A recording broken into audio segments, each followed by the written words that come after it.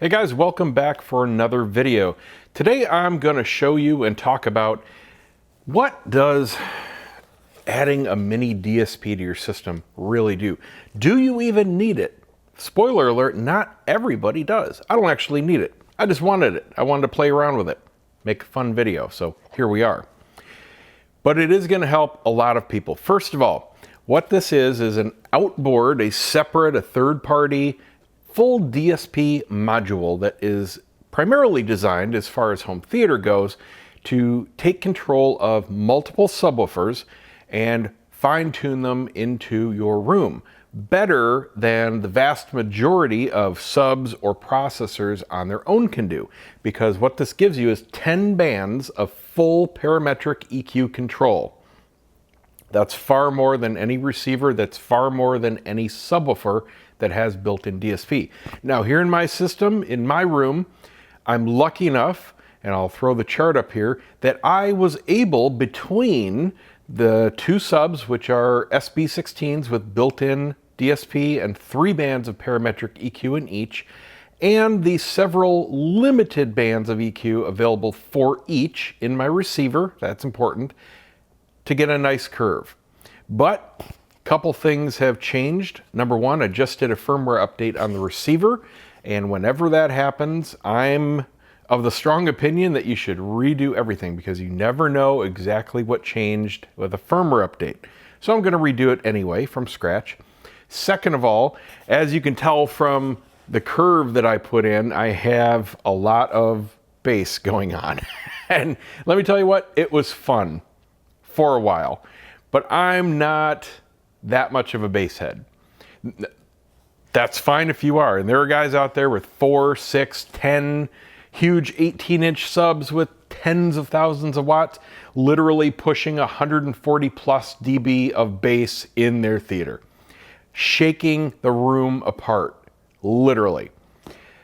That's totally cool if you're into that. I'm not into that. I'm into the more realistic. I love the tactile feel. I want to experience the movie, but I don't want it to seem unnatural.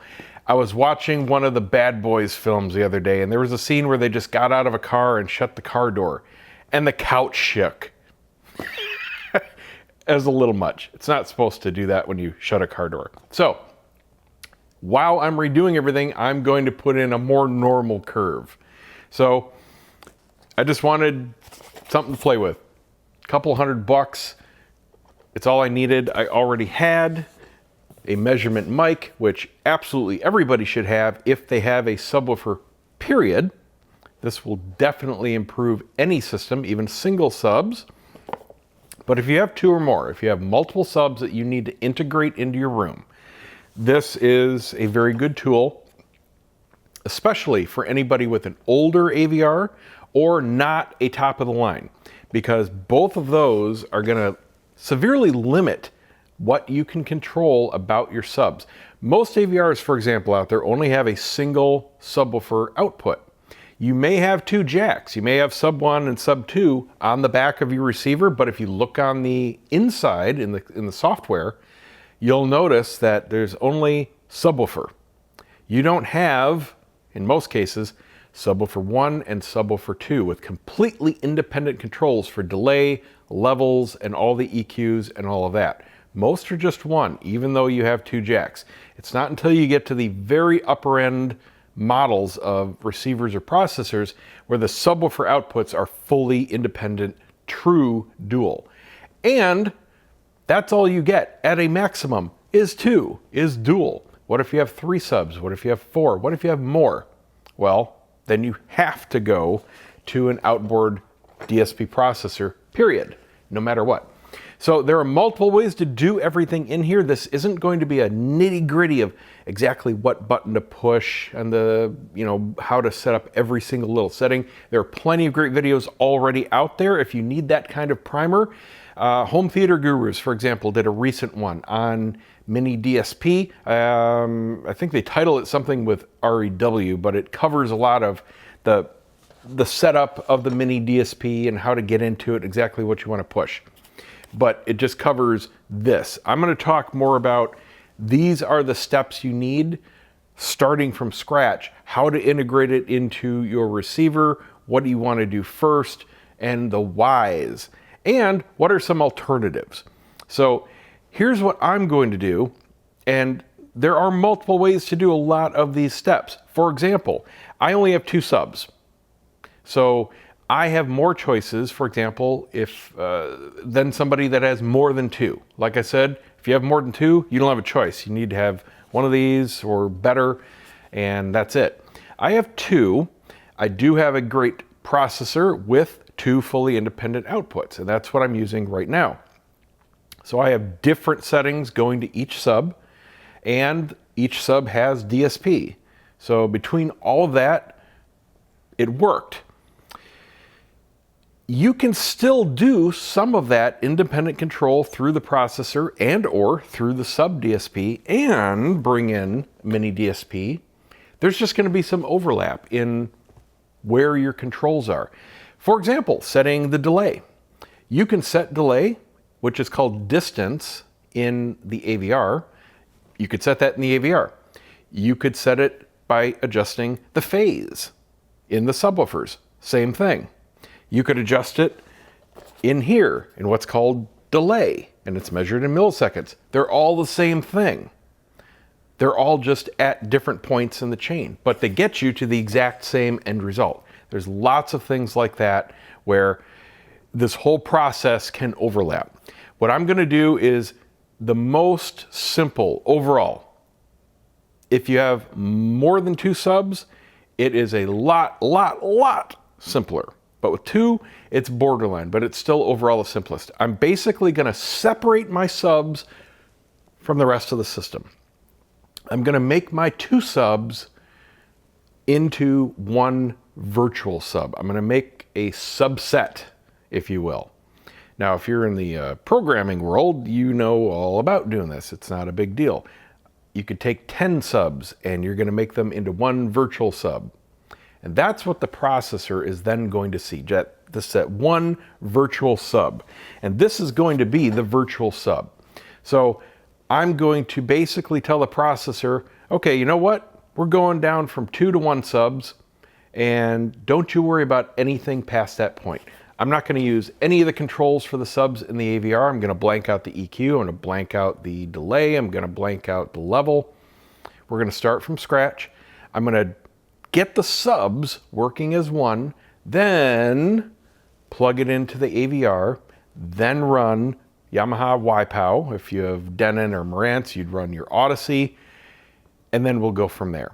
So it's a little bit of a different process.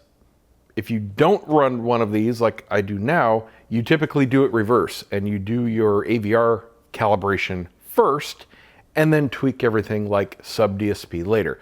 But with this, we're doing it backwards because we need to get the subs completely separate and working well first.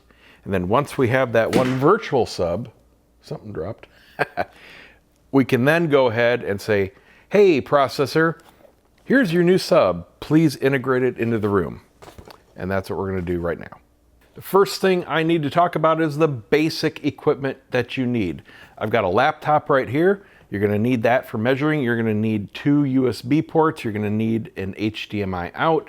All the basic stuff for using a calibration mic and REW, because that is the tool we're going to be using for all our measurement. And the really cool thing is it's automatic for producing the results.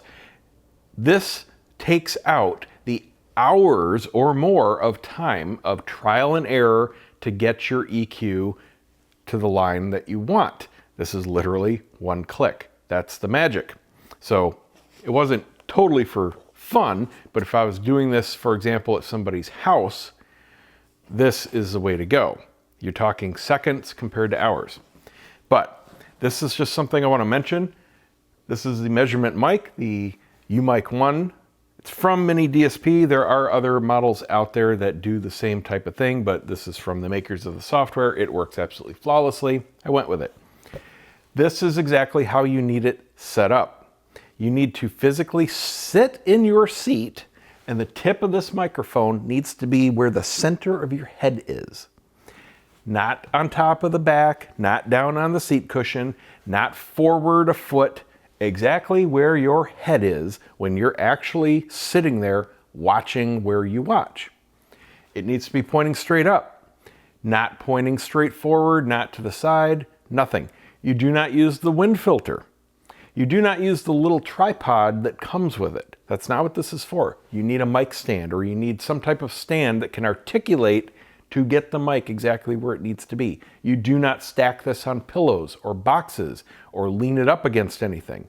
If you can't do this, stop until you can, because you cannot measure without this being accurately placed. I'm not kidding. 90% of people that I see and help online have this critical step screwed up.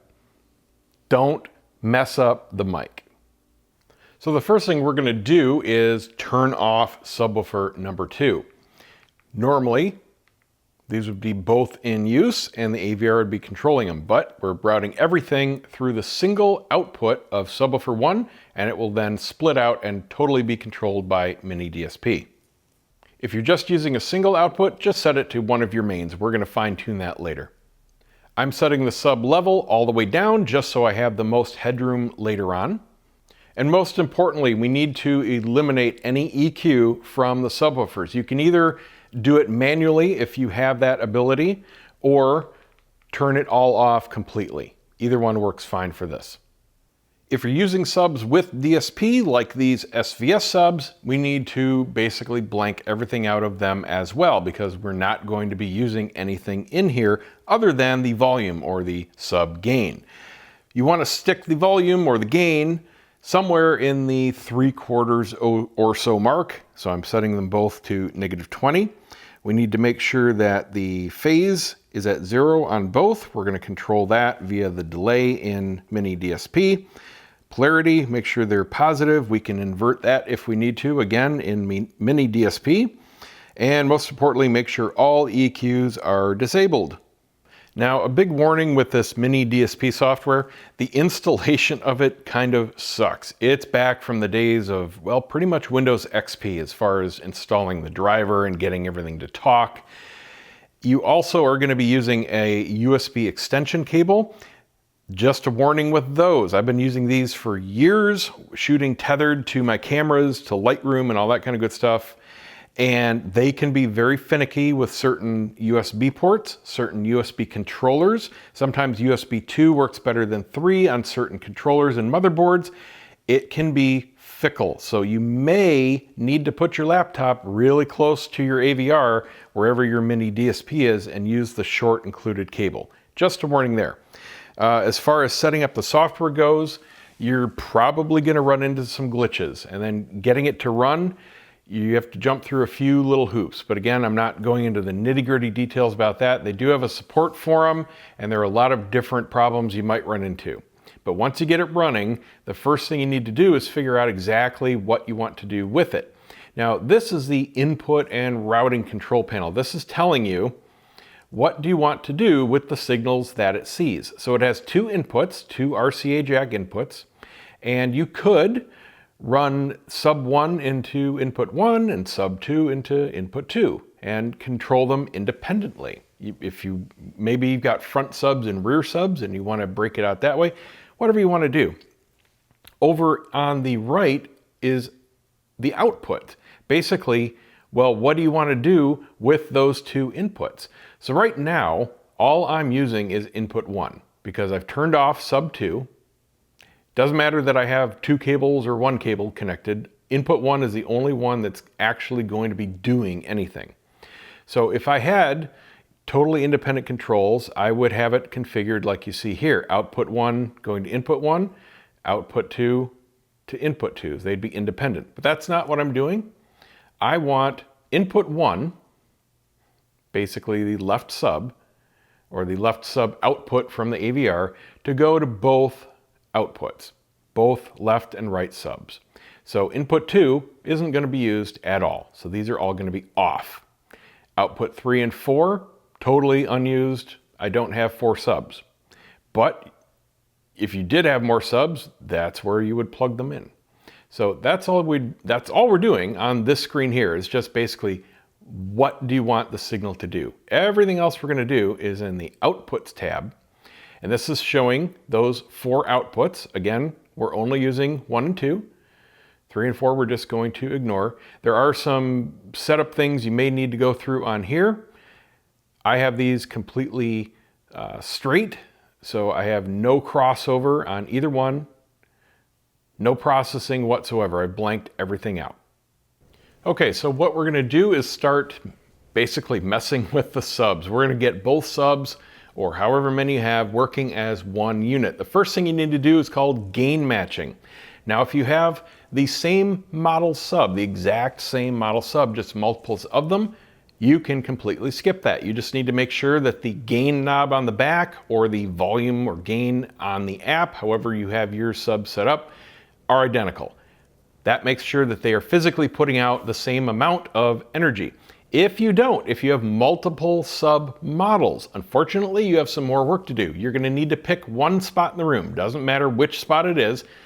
Pick a good spot for the sub, but it needs to be the same spot, and you're going to have to swap out every single sub you have into that spot and measure them to get them reading the same result. That makes sure that they're putting out the same physical volume.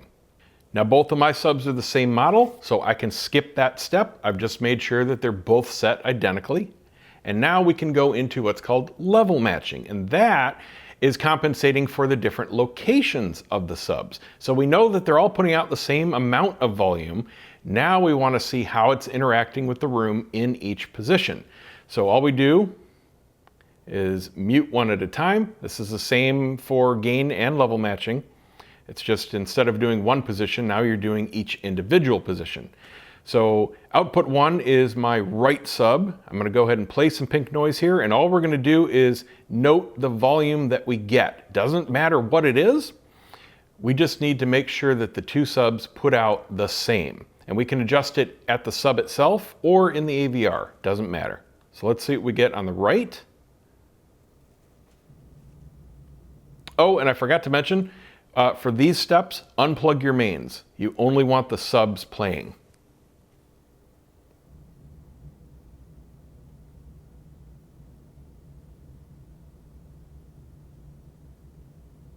Okay, so about 65 dB. I'm actually going to turn that up just so I have some more headroom. I like to get around 75 doing tests, and I'm going to do that in the SVS app.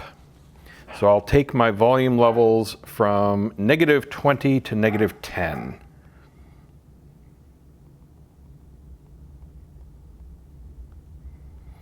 That's the right, and we'll do the left. Okay. So now we're getting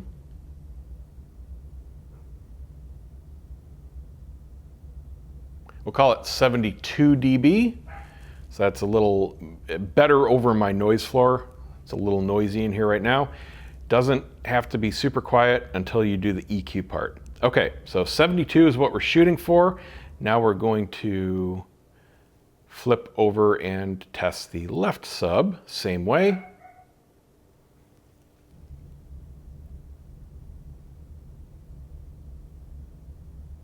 We're about 2 dB hot on the left, so I'm going to turn that down to, in the app, just for the left, down to -12. So you can see my noise floor drop, the AC just cycled off. So we've adjusted the left. Let's see if we're now matching our level correctly.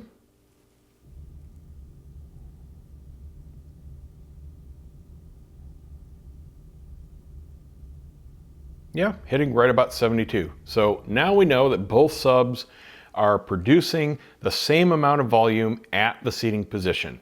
They're gain matched and they're level matched. That's all you have to do there. Next, we're going to be setting up our delay, and that's done right down here on these boxes. And we're only going to be doing one.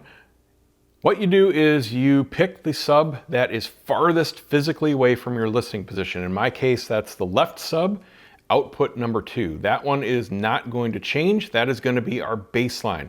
We're going to be adding a delay to the other closer sub, or subs if you have more than one. You have to do these one at a time. What this is going to allow us to do is get the sound to hit our ears physically at the same moment. If you have one sub that's twice as far as another, and that pulse of sound comes out of them at the same time, it hits your ears at different times, and that's no bueno. So we're gonna play around with this. This is in milliseconds, so you can add however many milliseconds and basically trial and error test. We're gonna test first flat, and that'll be our baseline. And let's go ahead and see what we get. So we're looking for between 80 and whatever the lower limit is. Again, the mains are still disconnected. So that's our baseline. That's not going to be correct, but we're going to judge everything else we do against that. You can go 1 millisecond at a time, 2, 5, doesn't really matter. You're going to have to dial it in. I just go 1 at a time and maybe go up to 20 milliseconds. You're going to obviously see the point where it starts to deteriorate, and you're going to find the best result. And it's as simple as putting in a new number and doing a new test.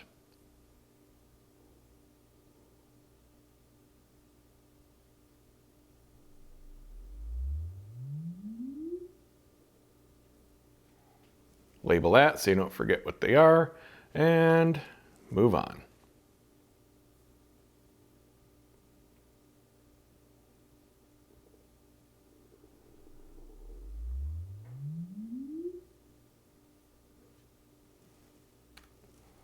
So each millisecond is equivalent to a foot of the distance in the AVR. And yes, you could do this in the AVR distance calculation the exact same way if you had independent subcontrol still on. So you can see that we are getting different output levels. And what we're looking for here is overall the best output level without any trouble spots. Now maybe you might find one where you've got some great output, but there's a huge null that appears. You don't want that. So right now, 2 is looking the best. That's the blue line. But we have to keep on going. I'll let you know what I find. Okay, so it's very clear here that going further than looks like 3, we start to get some definite drop off down in these areas here. This was 5. And that's definitely no good. Still at 4, it's dropping way off here. 4 is no good. 3, it's still on the chart, but a definite big drop there. That's no good. 2 is looking pretty good, and I know that it's going to be somewhere around 2 because they are physically just a couple feet different from the listening position, and I believe it was 2.5 feet difference in the AVR that I had it set to. So that's not looking too bad. We've got some good output here. Overall, not a huge change. The closer your subs are to being the same to the listening position, of course, the smaller number you're going to want. So let's kill 3, 4, and 5. And I'm just going to test a little bit on either side of 2. So we'll try 1.8.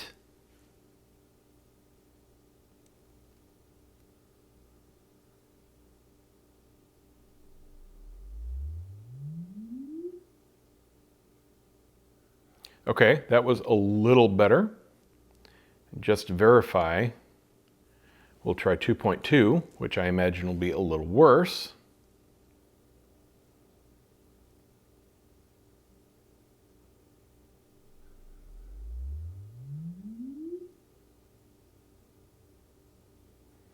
That one's a little hard to see, but yeah, it's a little worse. So 1.8 was the right direction.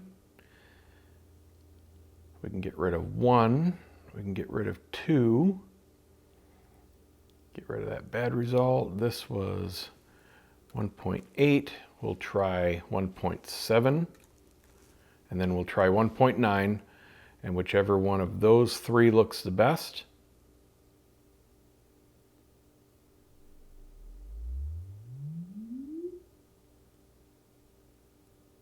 So that's the same. 1.9. These are tiny, tiny little changes equivalent to the 0.2 feet in the AVR. So they're not going to make any huge difference.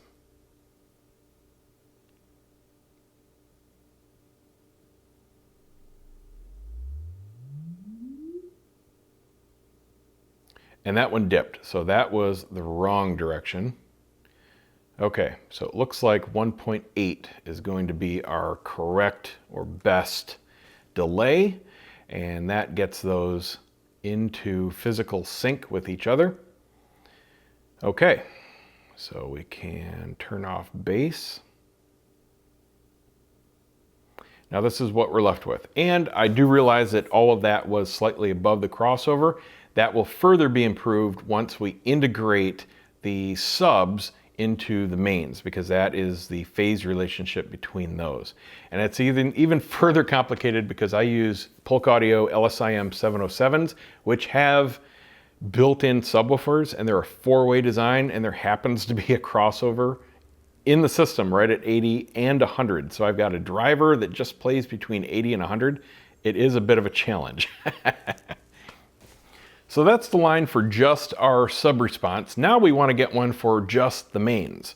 And all we have to do is mute the two channels that are going to the subs, plug the mains back in, and do another sweep.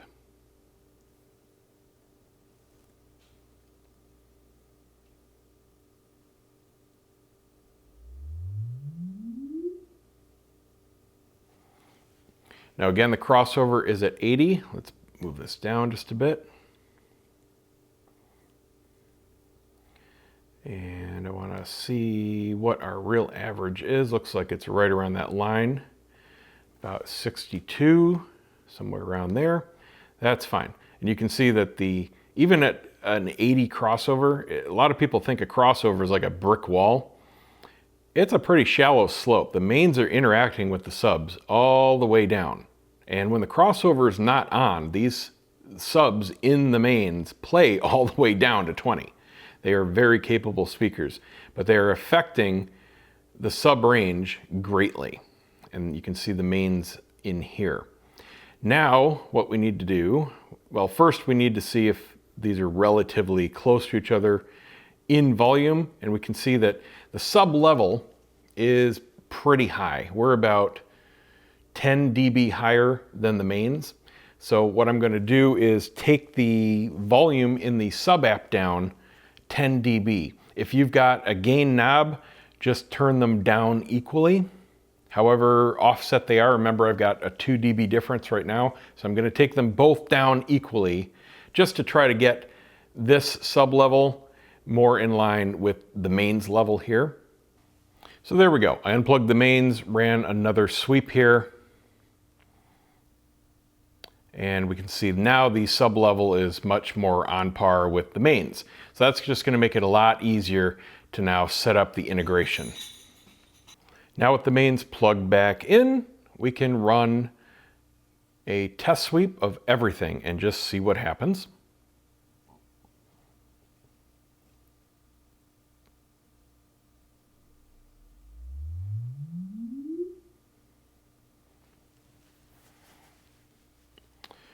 Now we can see that the sub level is consistent, and as it's interfacing with the mains, we do have some positive summation.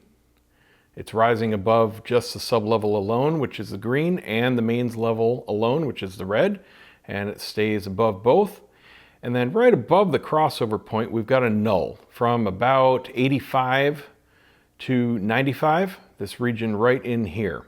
Ideally, we want this somewhat bridged. You know, here, doesn't really matter, but we don't want this dip.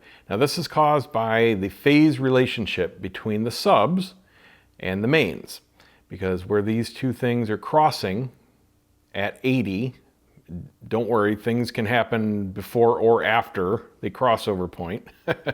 Right at 80, we're actually good. We've got a nice little bit of a peak. But where there's a peak, there's usually a null. We need to play with the phase.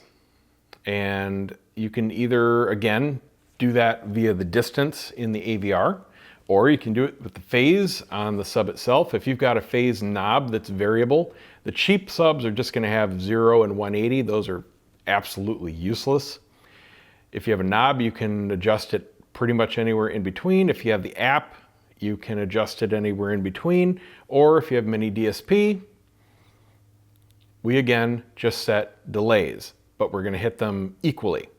So between the two subs, there's always got to be a 1.8 millisecond delay, but we can further delay both of these together as much as we want, because what we're doing now is setting the delay or the phase difference between the subs and the mains. And we're gonna do the same thing we did before.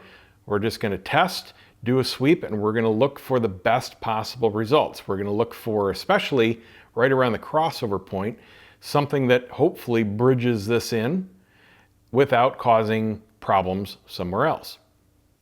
So the easiest way to do this is simply to alter the distance of the single subwoofer output we're using. And you go in 1 foot increments, which is equivalent to 1 millisecond increments. And what I did is start by going forward, and the blue line at the top, the best result is our base. So we can see that adding a foot delay created worse and worse problems. So now let's try going the other way. Okay, so going the opposite direction, basically just do a bunch of runs, label them so you know what they are. And what I like to do is just tick off what isn't better. I just look at it really quickly. This is definitely not better. Unshow that one. That one is definitely not the best. Uncheck that one. That one looks pretty good. That one's got some weird peaks going on. And that one is below. So we're left with the best choice of 11.2. Now at this point, go ahead and rerun your Yamaha YPOW or your Denon Marantz Odyssey or whatever room correction you've got in your AVR. When I reran it here, it actually came up with the identical 11.2 as the best distance setting that we found manually. No shock, measurements don't lie. So now you have to remember to go back in and change your level to what we had before and blank out the sub parametric EQ. So now that we're done with all the integration, we can go ahead and bump our sub volume back up because we know we're gonna want more bass than this. We wanted it even just to make sure the charts are easy to read and we're not getting any weird phases, but real life results are definitely more bass. So I bumped up left and right using the subwoofer volume or gain controls 10 dB.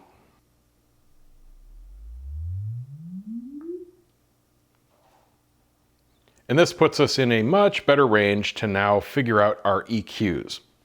So I come up to the EQ button, making sure that that last run is the one selected. And that just means that we're going to be working on this line here, whichever one is selected.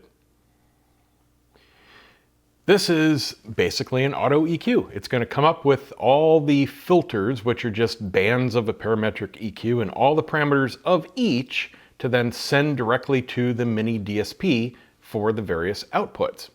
Up here we have to start by selecting the unit that we have, and that's so it knows how many it has to work with and what its limits are. The 2x4 HD is what I have.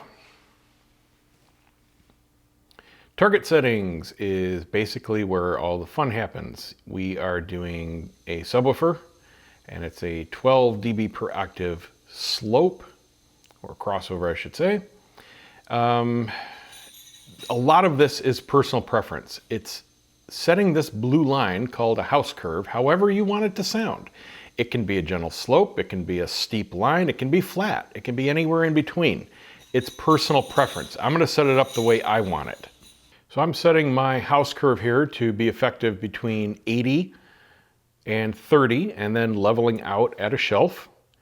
I think that's going to be a much more natural sounding curve than what I've got now, which is basically twice as much ultra low bass.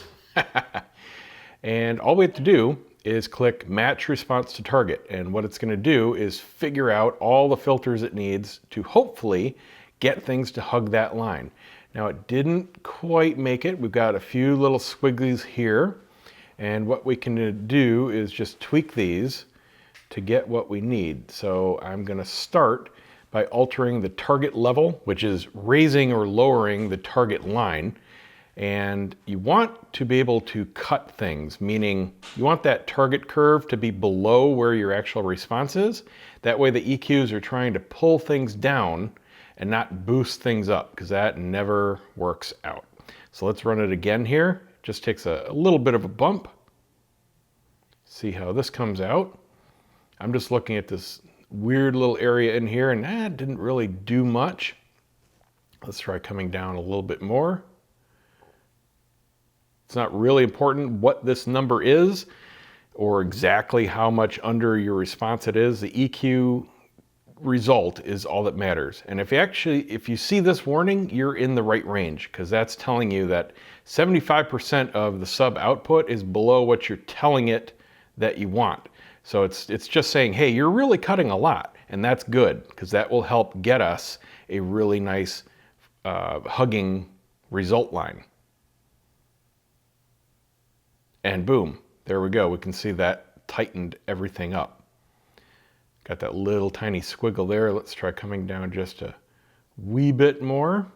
See what that does. You can just keep playing with this until you get the best result. This is not a guarantee. Okay, so that's within a dB or two. You're never going to hear any of that. So that's good enough for now, at least. Now what we want to do is click down here where it says Save Filter Coefficients to File.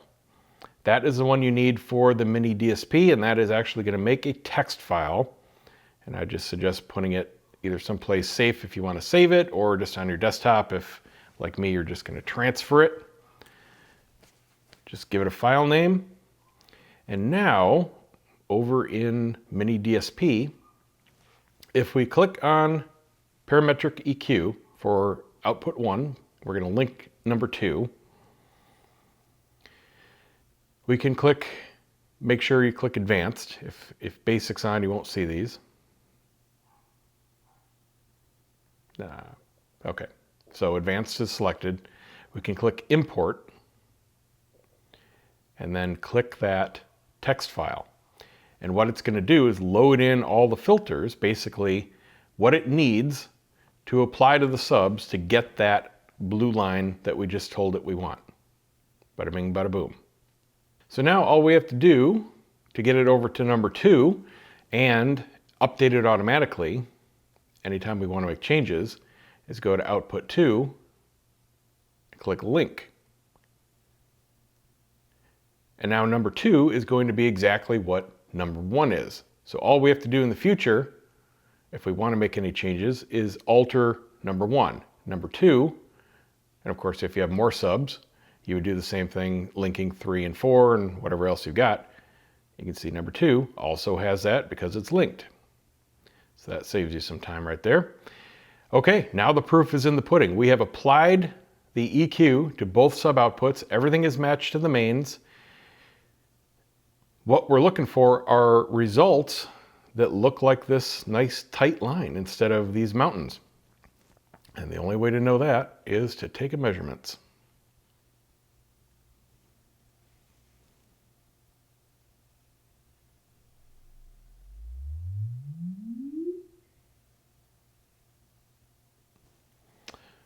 Well, that's not as tight as the predicted results, is it?